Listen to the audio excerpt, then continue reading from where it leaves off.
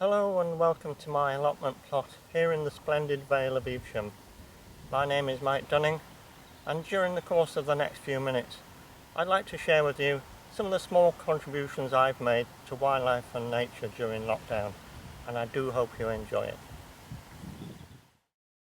This is my main contribution to nature, which is a wildflower patch of about 200 square metres in size, and it's coming towards the end of its third season and will soon be cut. My wildflower seed had already been sown last autumn, but as it won't be until May or June before I see the results, I thought I'd plant a few bulbs around the border using a slightly unusual technique, and also sow a small patch of phacelia, which is classed as a green manure. But just listen to the bees enjoying an early season feast on it.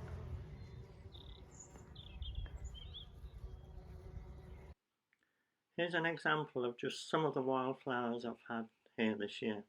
I won't insult your intelligence by telling you what they are, other than the last one, which is probably the most important for me.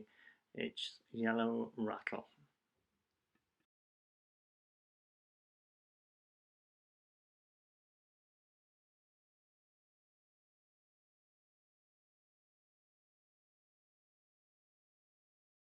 Over the winter months I've constructed an insect hotel, along with a whole array of bird nesting boxes. This is a kestrel nesting box and a swift nesting box, but most rewarding of all was the spot of hedge laying in the snow. Here's a more recent insect hotel I've attached to the side of my shed, but even during the course of making it, I found a leafcutter bee had already been hard at work nesting in a cane cavity, and an old fence post with holes fully populated with solitary bee nests. Today I'm collecting yellow rattle seeds using a homemade seed collector. This will be emptied into a tray along with that from my boots and left for a few days for all the creepy crawlies to escape before storing the seed for sowing later this autumn. Trimmers and lawnmowers are not really appropriate for performing a hay cut, so you may choose to use old-fashioned techniques such as a sickle, a scythe, or more usefully perhaps a powered hedge trimmer used in horizontal fashion.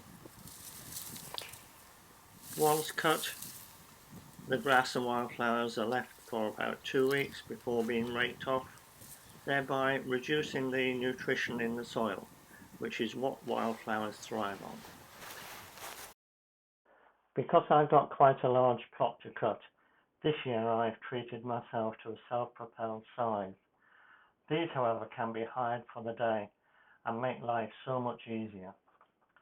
I'm just going to speed things up a bit now so you can see the end result.